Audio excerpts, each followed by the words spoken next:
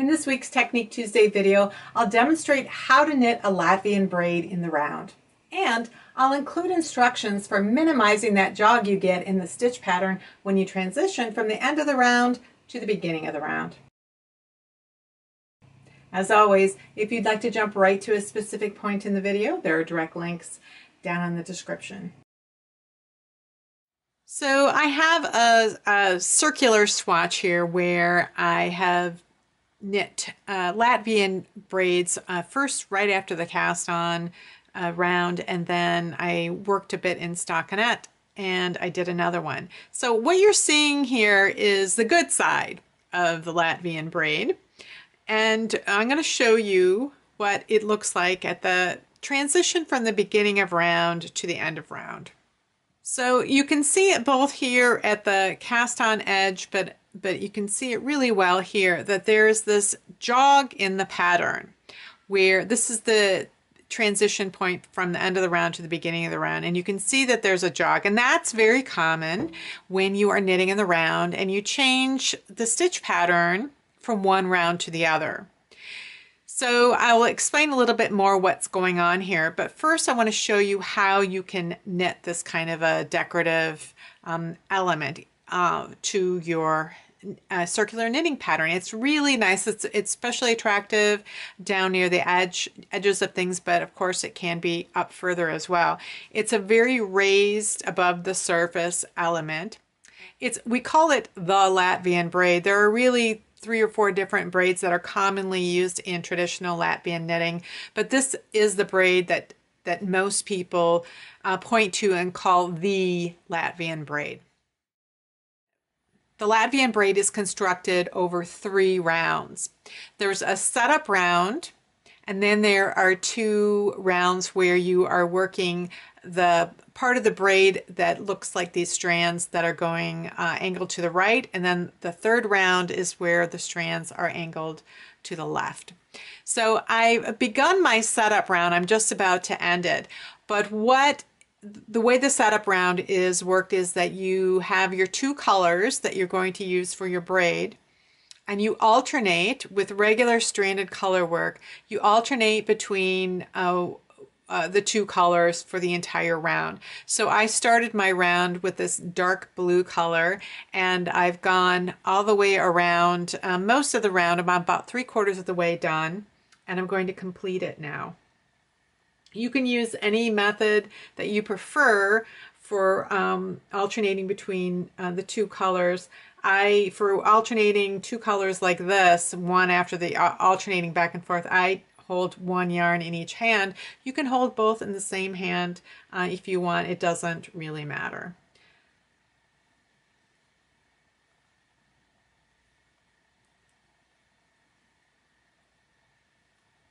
So my last stitch of the round is this light blue one, because I know that because I was working in the light blue color and I started the round when I joined the dark blue.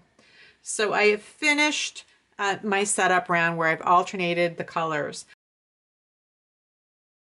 I'm going to move both of the colors to the front of the work now. For the 2 rounds that form the actual braid are worked by purling.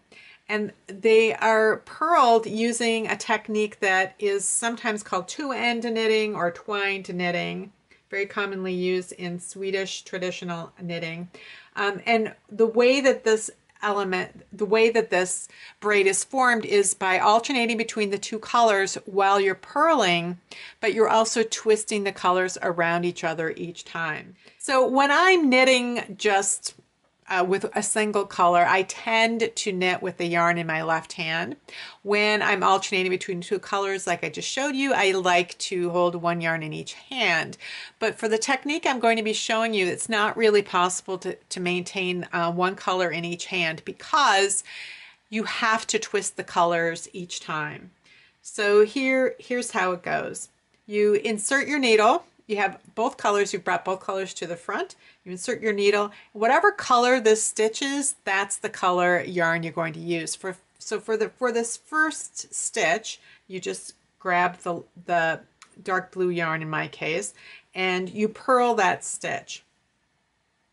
From now on, for the rest of the round, We are going to bring the new color from underneath. We have to bring it underneath in order to purl the next stitch.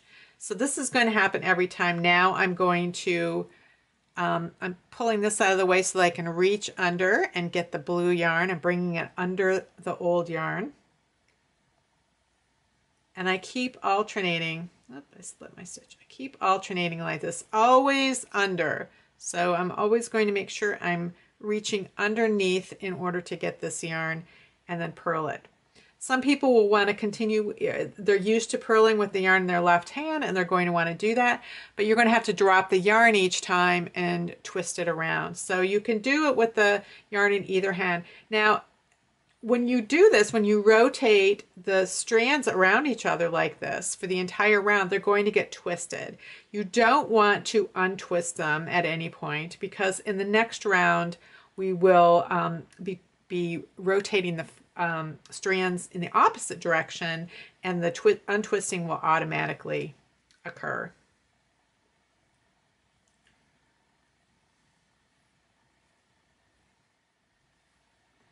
So if you are working in a small circumference situation where you are working like I am, where I'm at magic loop and I have half the stitches, so I have kind of a sharp corner to go around, or you might be working in the two circulars method or even with double pointed needles. When you get to the end of a needle and you're ready to work the next stitch, you're going to start out like you have been doing, where you insert the needle into the next stitch first. So you're going to insert this and then you're going to look at the yarns. You're going to make sure that you're bringing that dark blue one underneath the light blue one when you're coming around this corner.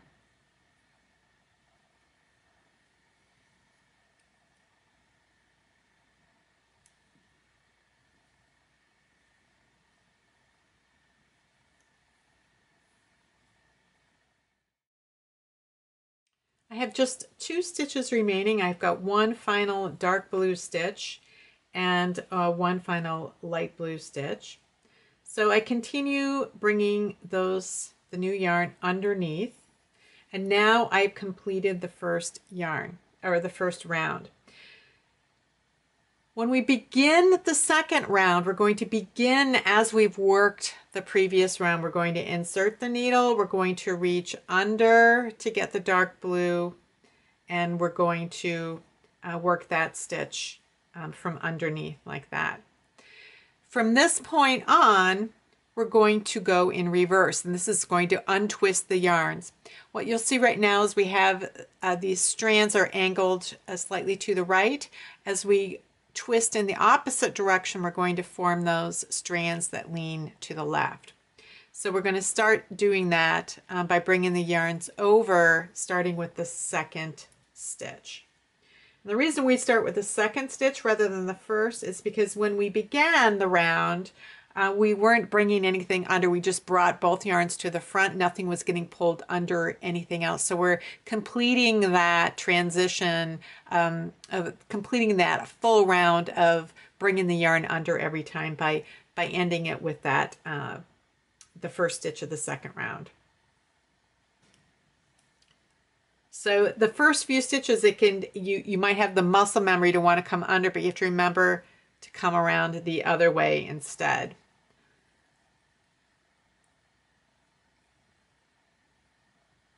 So I come around.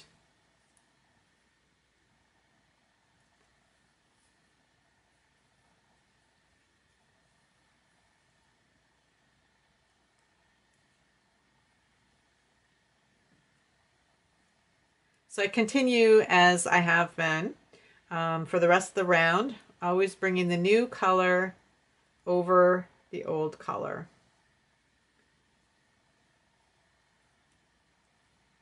And now I'm just finishing up the last stitch, which was a light colored stitch. So at this point, then we bring the yarns back to the back, and then you can continue on in your pattern. In many cases, you'll be continuing to work with both colors in some sort of stranded color work pattern, or you may be dropping one color and picking something else up, or you might be doing what I did here, which is just to continue working in one color. So if we take a close look at what's going on, what we can see is that we started the first round right here, or we started round 2, which was the first round of purling, right here.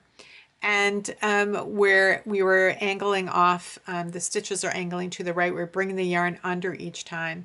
And as we finished that first round, we transitioned into the second round. So the end of the first round is right next to the second round. So you can see where these are angling to the left and all of a sudden they start angling to the right. And then as we finish the second round, there's not as much of a disruption at this point. Which is nice because that will help us fix this a little bit. What we're going to do is a little bit of duplicate stitch. So if you happen to have yarn tails hanging here, maybe because you joined a new color right here or because you dropped a new color or an old color after that, you can use the yarn tails. I'm just going to use a strand of yarn that I cut separately to show you what I'm going to do, but you can use yarn tails that are hanging right behind the work at that location if you want.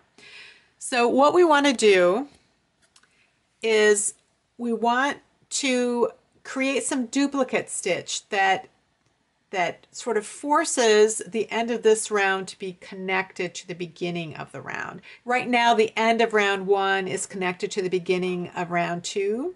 And what we want to do is connect the end of round 1 to the beginning of round 1. And we're going to do that with a duplicate stitch. So what I'm going to do, we can see that there's kind of this V right here of these dark strands right here.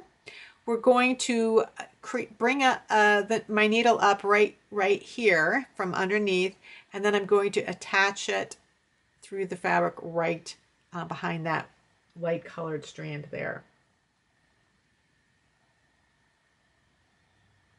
So I'm bringing it up here.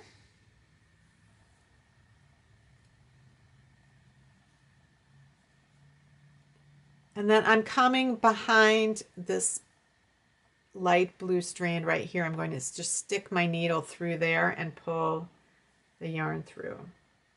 So I'm creating this illusion that those two are connected. But now what we see is that we have sort of these 3 strands, almost looks like a bird foot. We've got one strand coming up this way and one strand coming up that way. And then we've got this dark blue one that's kind of in the middle. Well, the other thing that you'll notice here, in between these 2 angled strands, you'll have a dark blue purl bump, a light blue purl bump, a dark blue, light blue, like that. And that kind of gets lost at this point right here. So we're going to take a strand of the light blue, and again, if you have a yarn tail that's hanging right underneath here somewhere, you could use that if you wanted to. So we're going to come back up again in between those 2, where those 3 blue strands all meet each other.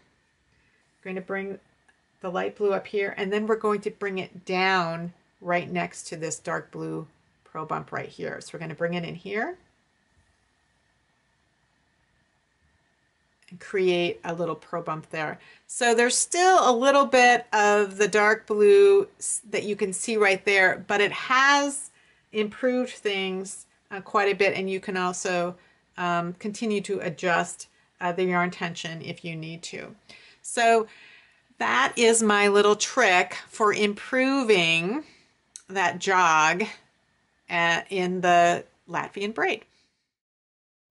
Traditional knitters weren't terribly concerned about the jog that comes with changing a stitch pattern at the transition between the end of round and beginning of round. They simply accepted that this was a characteristic of knitting in the round and positioned that transition where it would be least noticeable. At the very fine gauges Latvian braids were typically knit, the jog isn't as noticeable as it is with gauges contemporary knitters are typically working with. The technique I showed you today doesn't eliminate the jog in a Latvian braid, but it does go a long way to help minimize it. Thanks for watching, and I'll see you next week.